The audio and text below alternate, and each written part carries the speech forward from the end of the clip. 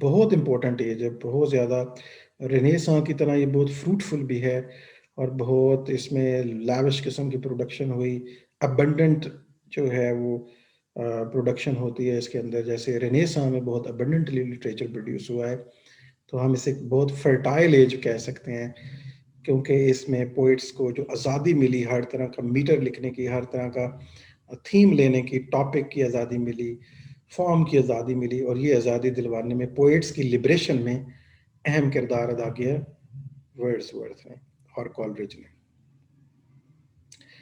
तो ये कल हमने इसका थोड़ा सा बैकग्राउंड हमने देखा था कि किस तरह इमेंसिपेशन की, जिस तरह के फ्रेंच रेवोल्यूशन में लिबर्टी की बात की गई थी, ह्यूमन लिबर्टी की, तो पोइट्स की लिबर्टी जो है वो वर्ड्सवर्थ ने स्टार्ट की। जैसे अमेरिकन वॉर ऑफ इंडिपेंडेंस से हमें लिबर्टी ऑफ द नेशन का आइडिया मिलता है, और फ्रेंच रेवोल्यूशन से लिबर्टी ऑफ द मैन का आइडिया मिलता है। तो इसी तरह से रोमांटिक मूवमेंट के अंदर वर्ड्सवर्थ ने क्या स्लोगन लिया कि लिबर्टी ऑफ द पोइट। किन वो जो टिरेनिकल रूल्स थे, क्लासिकल रूल्स, उनसे लिबर्टी ली, जिसके नतीजा क्या निकला, बहुत ज़्यादा रिच लिटरेचर प्रोड्यूस हुआ है।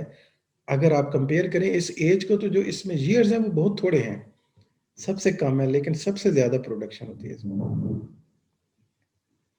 जैसे हमने कहा कि just the liberty of the individual was the watch word of French revolution, liberty of the nation was the watch word of the American War of Independence, and liberty of the poet was the watchword of romantic movement. इसे romantic revival भी कहते हैं, ठीक है। ये मैंने कल आपको बात समझा दी थी। ये रोमांटिक रिवाइवल कैसे है, तो according to the romantics, first romantic age कौन सी होगी, ये आपको पता है। और इनके लिए आइडियल कौन से थे, शेक्सपियर, स्पेंसर थे। और लिरिकल बैलेड्स पहली बुक है जो पब्लिश होती है। कॉलेज के लिए हमने लिखा सुपर नेचुरल, ये एलिमेंट देखे, Wordsworth naturalism, college super naturalism. College connection बनाते हैं विजिबल वर्ड और अनसीन इनविजिबल वर्ड्स के दरमियान। उनका बेस्ट नोन वर्क है ancient mariner, the rhyme of ancient mariner. बड़ी खूबसूरत पोइम है, कभी आप इसे पढ़िएगा तो बड़ा मज़ा आएगा। किस तरह शिप जाता है नॉर्थ में, और किस तरह बर्फ में फंस जाता है, किस तरह इसमें घोस्ट भी हैं, इसमें स्पिरिट्स भी हैं, किस तरह एल्बेट्रॉस एक बर्ड है, और किस तरह उसको वो, बड़ी खूबसूरत स्टोरी है ये। वर्ड्सवर्थ, कॉलेरिज, साउथी को एक साथ हमने पढ़ा कल, लेक पोइट्स भी कहा जाता है। और अगर ये दूसरे पोइट साथ में मिला लें तो हम रोमांटिक जो पोइट्स हैं इनको दो हिस्सों में डिवाइड कर सकते हैं, क्योंकि ये बहुत ज़्यादा पोइट्स थे, काफ़ी बड़े बड़े जीनियस एक साथ पैदा हो गए। तो लेक पोइट का ग्रुप अलग है, और फिर हम इसे first generation of the poets और सेकंड जनरेशन भी कह सकते हैं। तो फर्स्ट जनरेशन में आपको ये नज़र आते हैं Wordsworth, Coleridge, Southey and Scott. They belong to the first romantic generation. Collectively ये फर्स्ट जनरेशन जो थी, शुरू में हमने पढ़ा कल कि फ्रेंच रेवोल्यूशन से बहुत मुतासर की, क्योंकि उनके आइडियल्स बड़े अच्छे थे और इन्होंने उनके लिए स्लोगन बुलंद किए। लेकिन जब फ्रेंच रेवोल्यूशन का एंड क्या हुआ कि नेपोलियन जो है वो उनका एम्परर बन गया, एम्पायर बन गई, वो इनका जनरल जो है सबसे ज़्यादा नेपोलियन फेमस हुआ, और उसने दूसरे लोगों के साथ पूरे यूरोप में एक जंग छेड़ दी। सॉरी, खांसी ज़रा मुझे बहुत आ रही है।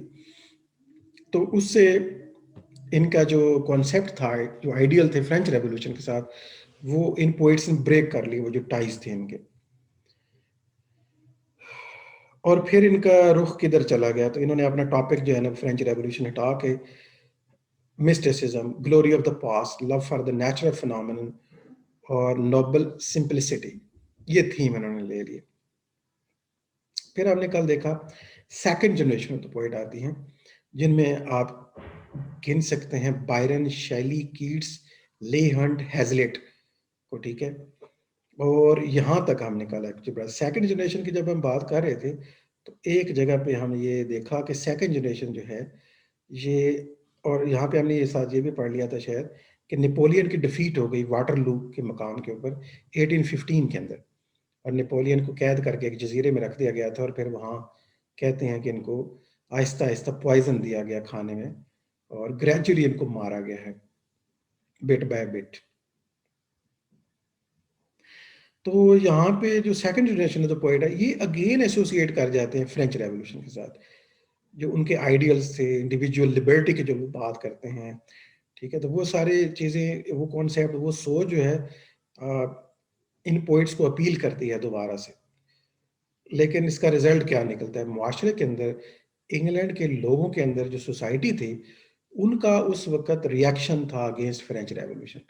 वजह ये बनी थी कि वो एक सेंटिमेंट जनरेट किए गए थे एंटी फ्रांस बेसिकली, क्योंकि फ्रांस ने जंग छेड़ दी थी इंग्लैंड के साथ।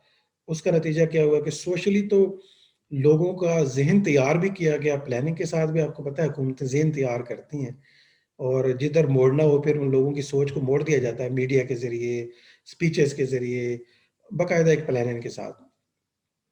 तो और वैसे भी एक सेंटिमेंट, एंटी फ्रांस सेंटिमेंट जन्म ले चुके थे फ्रांस के उस वक्त के अंपायर में कन्वर्ट होने की वजह से, और फिर जो इंडिविजुअल लिबर्टी थी वो उल्टा इन्होंने चैलेंज कर दी थी खुद ही। तो लेकिन जो पोएट हैं वो second generation of the poet, they again associated with the French Revolution, their ideas, their idea of individuality and nobility, creativity और etc. जो आइडियल यकीनन अपीलिंग थे, लेकिन मुआशरे के साथ उनका एक तनाव आ गया। यहाँ क्या आ गया, सोसाइटी जो है वो और सेंटिमेंट रखती थी। So the result was the second generation came in conflict with the social environment.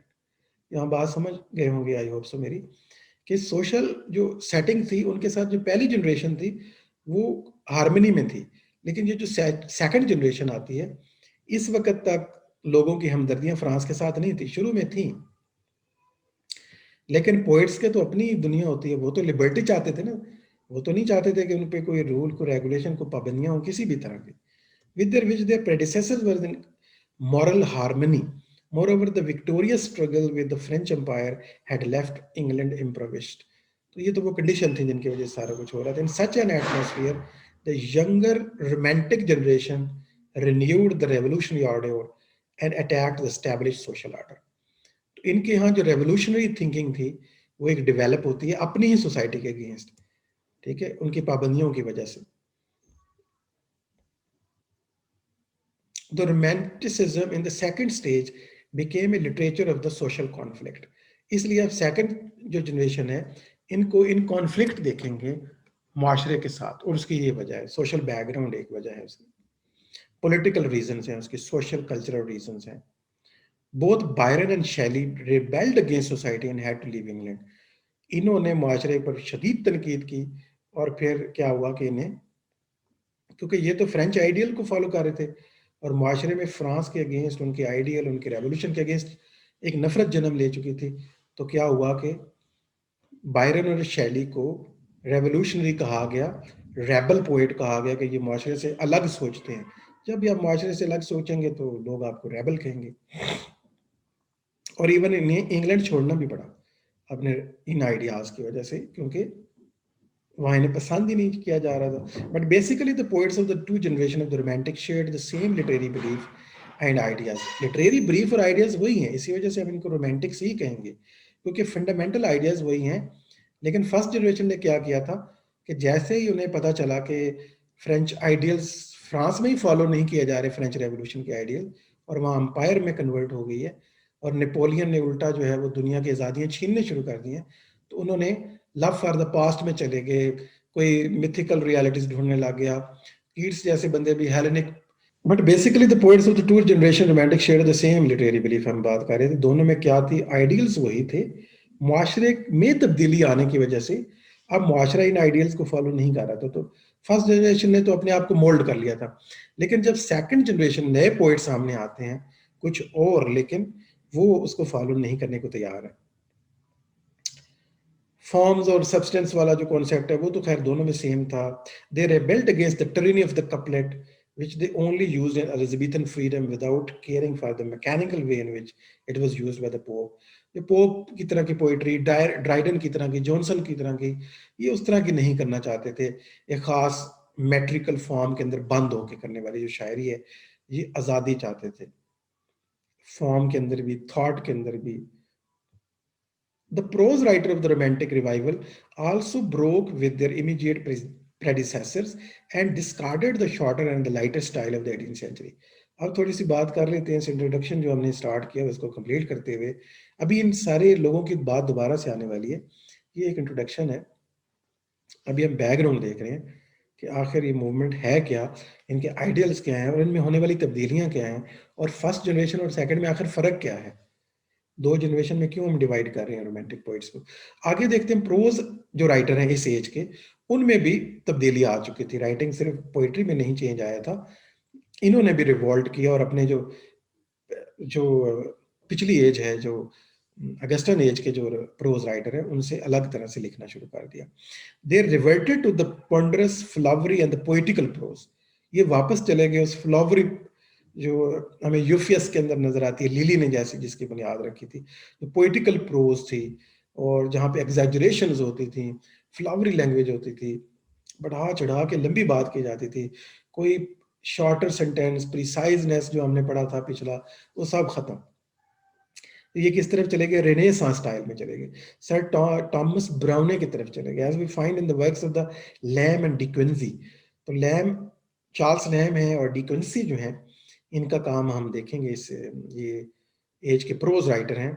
Wordsworth, Coleridge, Shelley, Lamb, Hazlitt, Leigh Hunt and De Quincey opened up a new avenue in the study of the literature.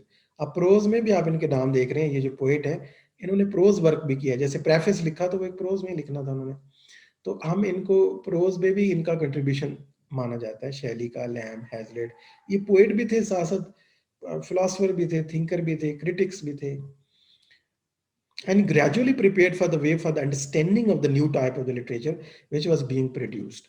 New type of literature पे इन्होंने जो काम किया, जो theory change हो रही थी उस पर काम कर रहे थे। जैसे कॉलेज की पूरी बुक है अलग से भी, वर्ड्सवर्थ ने तो प्रेफेस दिया था ना, मैनिफेस्टो दे दिया। वर्ड्सवर्थ ने अपनी अलग से एक बुक दी, बायोग्राफिया लिटरेरिया के नाम से, बायोग्राफिया लिटरेरिया। और मजे की बात है कि ये एक बायोग्राफी की बुक नहीं है, ये भी कई बार पेपर में सवाल आ जाता है।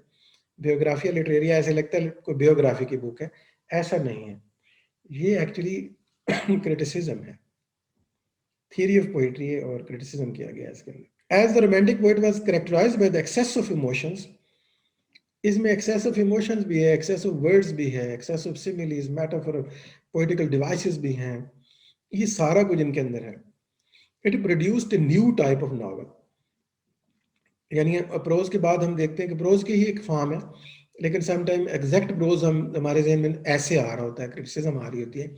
नॉवल भी डाल दो, प्रोज फॉर्म में ही लिखे जाते हैं, लेकिन एक new form of novel emerge होता है। लास्ट एज में तो हमने देखा नॉवल की बर्थ होती है, बड़े अच्छे अच्छे हमने नॉवलिस्ट देखे, काफ़ी डिटेल है, आपने पढ़ी भी है मेरे साथ, जिन्होंने ध्यान से नहीं पढ़ा उनको याद करें नॉवलिस्ट के नाम क्या थे, कौन कौन से थे। तो इस एज में भी नॉवल आता है, लेकिन new type of the novel आ जाता है, seems rather hysterical now, but which was immensely popular among the multitude of readers. Reader में ये बड़ा मकबूल होता है, नया जो किस्म का नावल है, where nerve were somewhat excited and who revelled in extravagant stories of the supernatural terror. अगर आप न्यू टाइप ऑफ नावल की ये खसूसियत देखना चाहें तो ये मैंने वर्ड हाईलाइट कर दिया, that is enough, supernatural terror. जैसे देख रहे हैं आप पोइट्री में भी सुपरनैचुरलिज्म जो है वो चला रहे हैं कॉलरिज, उनका तो ये ट्रेड मार्क है, वॉच वर्ड है, ठीक है। पर सुपर नेचुरल टेरर हमें नॉवल में भी नजर आता है, और नॉवल एक नए तरह के लिखे जा रहे हैं, और जिनको एक और टर्म भी दी जाती है गॉथिक नॉवेल्स, गॉथिक, वो भी यही चीज है। मिसिस एन रेडक्लिफ, ये जो बड़ी इंपॉर्टेंट ऑथरेस हैं, Mrs Ann Radcliffe was one of the most successful writers of the school of exaggerated romances. उन्होंने लिखे एग्जैजरेटेड रोमांसेस, बड़ी इंपॉर्टेंट नॉवलिस्ट है यहाँ पे, हॉरर, सुपर नेचुरल एलिमेंट और गॉथिक एलिमेंट के लेके आई हैं, गॉथिक नॉवल की पायनियर हैं समझ, इस एज के अंदर specially. Sir Walter Scott regarded the readers by his historical romances, जैसे हमने वाल्टर स्कॉट के बारे में पढ़ा था, लव फॉर द पास्ट, वो इनका पोइट्री के अलावा हमें नॉवल में भी नजर आता है, और ये हिस्टोरिकल रोमांसेस लिखते हैं। जेन ऑस्टन, आपने यकीनन पढ़ रखा है इनको, ये भी एक रोमांटिक जो है वो एज के अंदर पैदा होती हैं, रोमांटिक एज में इन्होंने भी लिखा। However present marked contrast to these extravagant stories by her enduring work in which we find charming description of the everyday life as in the poetry of the Wordsworth. बिल्कुल Wordsworth की तरह इन्होंने भी एक charm जो है अपनी दुनिया में क्रिएट किया है, और थीम के एतबार से, और ये इन्होंने किसी हद तक क्लासिक्स और रोमांटिक्स को मिक्स कर दिया है। ठीक है, कोशिश की है कि फॉर्म जो है वो किसी हद तक क्लासिक रहे, और जो थीम है वो, जो एक्सप्रेशन है वो रोमांटिक हो, लेकिन हम इन्हें रोमांटिक ईरा में ही गिनेंगे। Whereas the classical age was the age of the prose, the romantic was the age of poetry. Again जो है वो पोइट्री डोमिनेट करती है इसमें सबसे ज्यादा, which was the proper medium for expression of the emotion and imaginative sensibility of the artist. The poet began to draw inspiration from several sources. Poet को कहाँ से इंस्पिरेशन मिल रही थी, क्लासिकल को कहाँ से मिल रही थी, उनको मिलती थी क्लासिकल टेक्स्ट से, होरेस से, वर्जल से, इलियड से, ग्रीक से, रोमन ईरा से। वो हमेशा पास्ट में बड़े बड़े जो आथर हैं उनकी तरफ देखा करते थे, क्लासिकल जो मॉडल सेट कर दिए थे उनको कॉपी करते थे, इमिटेट करते थे, ट्रांसलेट करते थे, फिर उन्हीं के स्टाइल पे लिखते थे। जबकि रोमांटिक किधर देख रहे थे, माउंटेन्स की तरफ देखते थे, लेक की तरफ, dignity of pageant, the terror of the supernatural, medieval chivalry and literature and arts and mythology of the Greece and the prophecy of the golden age. तो इनकी इंस्पिरेशन ये थी। All these produced a sense of wonder which had the properly conveyed in the literary form. That is why some critics call the romantic revival as the renaissance of the wonder. इसको आप रिनेसां भी कह सकते हैं, जैसे रिनेसां को first romantic movement कहा इन्होंने, तो इसी तरह आप इस एज को कह सकते हैं कि ये रिनेसां ऑफ द वंडर था। The glory of the age is the poetry of the Wordsworth, Coleridge, Scott, Byron, Shelley, Keats. ठीक है, इस पूरी एज में अगर हम राइटर निकालें बेस्ट, तो आपको याद होगा हर एज में जब हम राइटर बेस्ट निकालते हैं, जैसे एज ऑफ ड्राइडन में एक ही था राइटर बेस्ट था, ड्राइडन। ठीक है, इस तरह जॉनसन की एज में जॉनसन ही बेस्ट था। इस तरह प्योरिटन में चले जाएं तो वहां भी आपको याद होगा डन है या मिल्टन है, और कौन है, या ज्यादा ज्यादा आप उसको एसेइस्ट को ले लेंगे, फ्रांसिस बेकन को। तो एक दो तीन, इससे बड़े ज्यादा आप हाथ नहीं निकाल सकते। लेकिन कमाल की ये एज है, छोटी सी एज होने के बावजूद अगर आप निकालने भी बैठेंगे तो भी अभी भी ये एहतियात से निकाले गए हैं। अभी भी अब हो सकता है एग्री ना करते हो कि नहीं नहीं जेन ऑस्टन भी इसमें शामिल करें, आप कहेंगे नहीं नहीं डिकेंसी को भी इसमें शामिल करें, फिलहाल को भी, साउथी को भी, यानी इस हद तक ये मुतनाज़ा बन सकते हैं। लेकिन Wordsworth, college, Scott, Byron, Shelley, Keats, किसका नाम छोड़ेंगे, ये सारे जॉइंट थिंकर थे, और इन्होंने equally popular, equally rich artistic level पे एक सबलाइम लिटरेचर प्रोड्यूस किया है सब ऑथर्स ने।